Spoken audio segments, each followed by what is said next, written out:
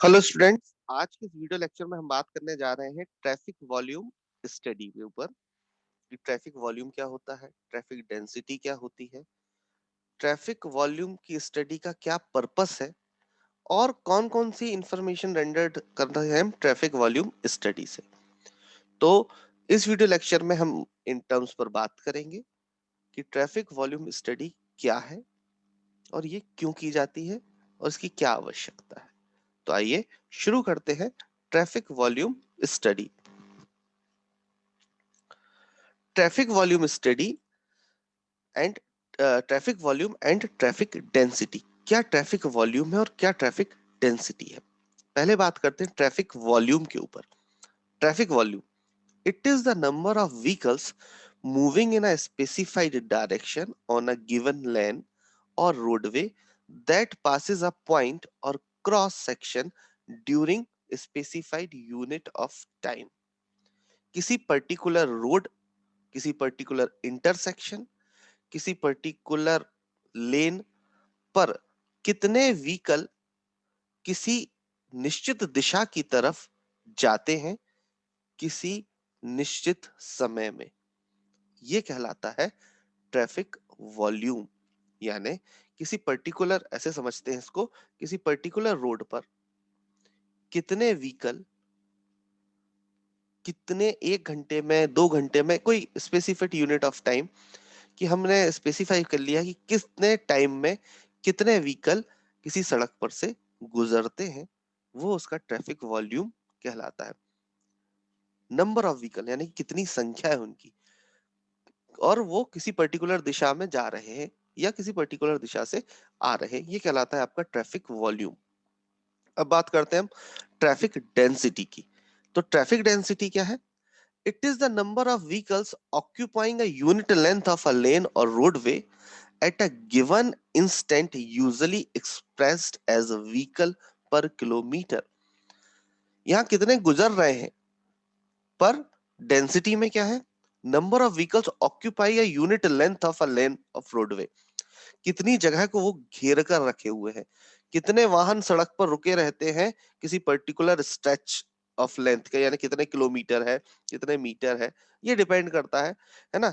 तो it is a number of vehicles occupying a unit length. अभी length कुछ भी हो सकती है, कितने मीटर पर, कितने किलोमीटर पर किसी रोडवे पर, और एक पर किलोमीटर में, यानी इसको और आसानी समझे कि पर किलोमीटर में, इसको यूजुअली एक्सप्रेस्ड एज व्हीकल्स पर किलोमीटर। 1 किलोमीटर में कितने व्हीकल है। जो अपन कहते हैं ना ट्रैफिक बहुत वहां डेंस ट्रैफिक है, डेंस मींस पास पास, तो कितने व्हीकल है। डेंस ट्रैफिक है मतलब बहुत सारे व्हीकल होंगे। वहां कहते हैं बहुत बड़ा ट्रैफिक है, कहां पर होगा? जहां डेंसिटी ज्यादा होगी। यानी कि उस पर्टिकुलर 1 किलोमीटर में कितने नंबर ऑफ व्हीकल्स हैं, वो कहलाए ट्रैफिक डेंसिटी। किसी पर्टिकुलर लेन से किसी स्पेसिफाइड टाइम में कितने व्हीकल पास हुए, वो कहलाया ट्रैफिक वॉल्यूम। तो ये बात समझ में आई, ट्रैफिक वॉल्यूम क्या है और ट्रैफिक डेंसिटी क्या है। Purpose of traffic volume study, क्या उद्देश्य है ट्रैफिक वॉल्यूम स्टडी का? पहला, to establish relative importance of any route और रोड फैसिलिटी। उस रोड की क्या महत्वता है, अगर वहां से व्हीकल ज्यादा निकल रहे हैं तो इंपॉर्टेंस ऑफ रोड बढ़ जाएगी। ठीक है ना, क्यों निकल रहे हैं वहां से व्हीकल? वो कहीं मेन जगह है, आसपास कोई इंडस्ट्री है, कोई एक ऐसा प्लेस है जहां से लोग निकलते हैं। ठीक है ना। To decide the priority of improvement and expansion of a road and to allot the funds accordingly। हम ट्रैफिक वॉल्यूम पता करते हैं कि वहां पर ट्रैफिक वॉल्यूम कितना है, वहां से नंबर ऑफ व्हीकल कितने पास हो रहे हैं, तो उस रोड को हमको क्या करना है? इम्प्रूव करना है, 1 लेन से 2 लेन में जाना है। ठीक है ना, उसका एक्सपेंशन करना है, तो उसके लिए कितना फंड है। फंड क्यों है, किसी रोड को क्यों चौड़ा किया जा रहा है, तो ये बताना पड़ेगा ना कि इस पर से वाहनों की संख्या बढ़ गई है। कब बढ़ जाएगी वाहनों की संख्या? कोई एक रोड थी, वहां पर कोई ज्यादा व्हीकल नहीं निकलते थे, पर कुछ समय बाद उसी रोड पर कहीं कोई कॉलेज बन गया, कोई इंडस्ट्री लग गई, कोई रेलवे स्टेशन बन गया, तो वहां पर लोगों की आवाजाही जो है बढ़ गई, वाहनों की जाने की संख्या बढ़ गई। तो अब उस रोड को, वो रोड छोटी पड़ने लगी, यानी उसकी विड्थ जो है वो कम होने लगी, तो उसको बढ़ाना पड़ेगा। तो उसके लिए फंड्स के लिए तो उसकी भी इंपॉर्टेंस बढ़ गई है रोड, तो उसके लिए फंड्स हमें कितना लेना पड़ेगा, उसके लिए भी ट्रैफिक वॉल्यूम स्टडी की जाती है। To plan and design the existing and new facilities of traffic operation on the road. कुछ रोड्स पर सिग्नल लगे होते हैं, कुछ पर नहीं लगे होते हैं, फिर कुछ दिनों बाद देखते हैं कि वहां सिग्नल्स लग गए हैं, तो वहां पर ट्रैफिक ऑपरेशंस करना है तो सिग्नल लगाना ये भी एक ट्रैफिक ऑपरेशन है, वहां डिवाइडर बनाना है ट्रैफिक ऑपरेशन है, या डिजाइन करना है कुछ फैसिलिटी, वहां ट्रैफिक रिलेटेड फैसिलिटीज ऑपरेशंस को हमें बनाना है, तो ये भी पता करना पड़ेगा कि वहां पर ट्रैफिक वॉल्यूम बढ़ जाता है, तो हमको उसको नए सिरे से प्लान और डिजाइन करना होता है। To make analysis of traffic pattern and trends on the road, ये पता करने के लिए ट्रैफिक वॉल्यूम स्टडी की जाती है कि वहां का ट्रैफिक पैटर्न क्या है, कि वहां पर बहुत भारी वाहन निकलते हैं, कि वहां पर बहुत हल्के वाहन निकलते हैं, कि वहां पर वाहनों की संख्या किस समय ज्यादा रहती है, ट्रेंड्स, कि भाई मॉर्निंग आवर्स में बहुत होते हैं और इवनिंग आवर्स में।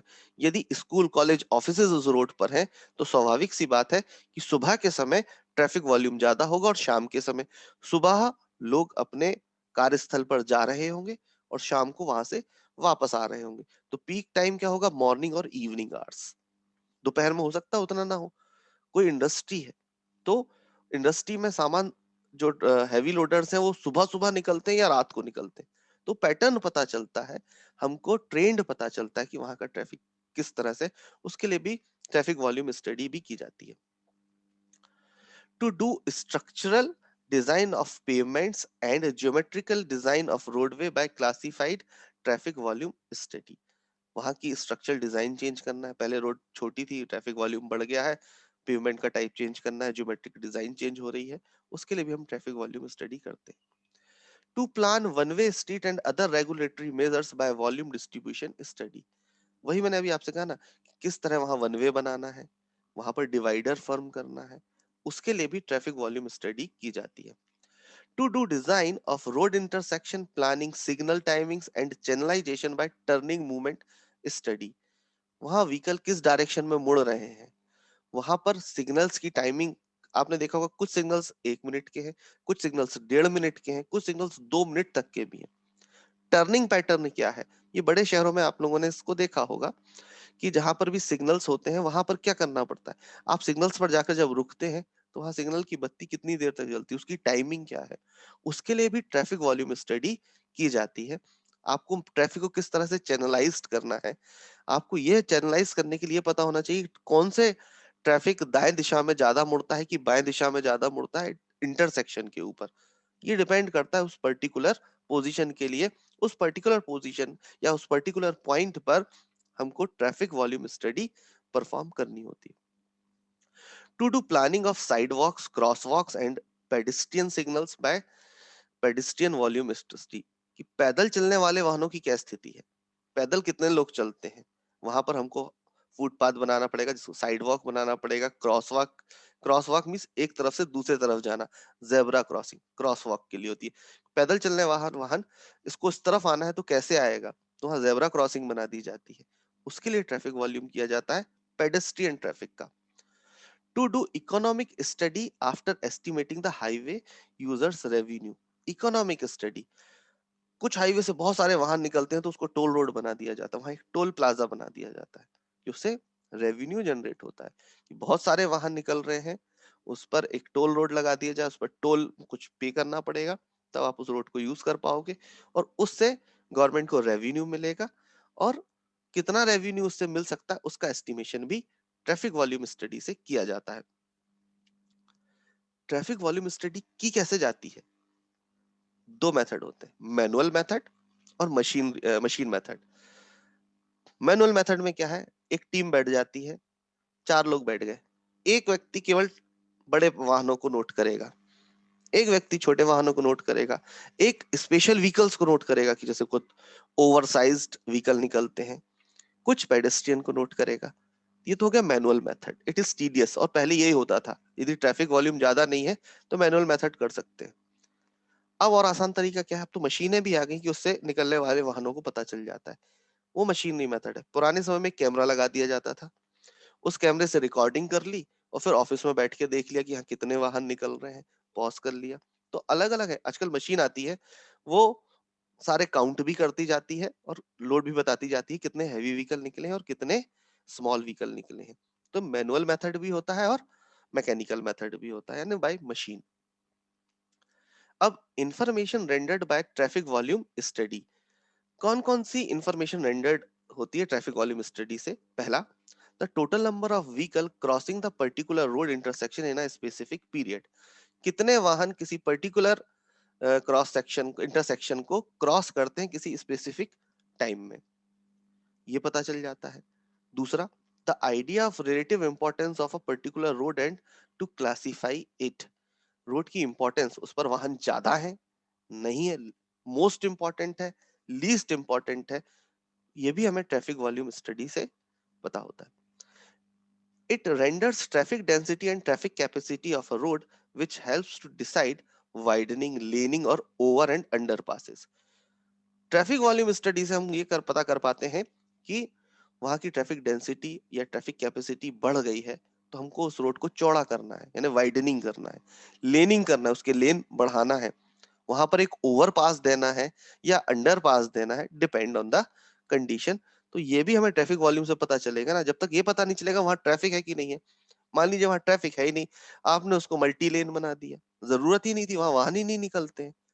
तो पहले ये पता हो कि उस सड़क पर से या उस रोड पर कितने व्हीकल पास ऑन होते हैं। यदि रोड सक्रिय है या लेन कम है तो जैम की कंडीशन बनेगी, तो वहां पर हमको एक्स्ट्रा लेन प्रोवाइड करना पड़ेगी। तो ये व्हीकल किस नेचर के हैं, ये हमको ट्रैफिक वॉल्यूम स्टडी से पता चलेगा। It furnish the day wise और hourly variation in traffic volume to know peak hours, जैसे मैंने भी आपको बताया, day wise hourly variation in traffic volume. Peak hours किसको कहते हैं? संडे के दिन बहुत ट्रैफिक कम होता है, क्यों? सब लोग घर पर होते हैं, जाते ही नहीं है बाहर, तो वहां आपको संडे के दिन रोड खाली मिलती है। लेकिन शाम को ट्रैफिक बढ़ जाता है क्योंकि सारे लोग बाहर घूमने के लिए निकलते हैं। एक पैटर्न है ना, तो ये पैटर्न भी हमको ट्रैफिक वॉल्यूम से पता चलेगा।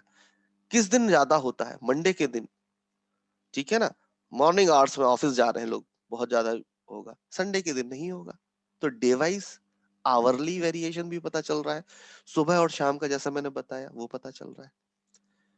It also result in highly traffic dense route at a road intersection, ये भी हमको बताता है कि कहाँ पर इंटरसेक्शन हो रहा है बहुत ज्यादा, जहां जाम लगता है, क्योंकि वहां पर ट्रैफिक वॉल्यूम क्या है। It gives bifurcation of pedestrian and vehicles at different localities of a city, तो बाइफर्केशन पेडेस्ट्रियन ट्रैफिक का और व्हीकल्स का अलग अलग लोकेशन जो किसी भी शहर की है उसके बारे में। तो ये हमने आज बात की आपकी ट्रैफिक वॉल्यूम स्टडी की। ये ट्रैफिक वॉल्यूम स्टडी इसलिए इंपॉर्टेंट है, कोई भी रोड प्रोजेक्ट जब डिजाइन होता है तो सबसे पहले ट्रैफिक वॉल्यूम स्टडी किया जाता है। ट्रैफिक वॉल्यूम स्टडी से हमको ये भी पता चल जाता है कि वहां वॉल्यूम, ट्रैफिक वॉल्यूम अधिक है तो रोड हमको कौन सी बनानी है, क्योंकि रोड पर लोड बहुत होगा। तो geometric design, pavement design, signal design, इन सब के लिए ट्रैफिक वॉल्यूम स्टडी करना इंपॉर्टेंट है। तो मैं आशा करता हूं कि आपको ये बात समझ में आई होगी। तो ट्रैफिक वॉल्यूम स्टडी में इतना ही। अगले वीडियो लेक्चर में हम बात करेंगे ट्रैफिक सिग्नल्स एंड साइंस के बारे में। ठीक है।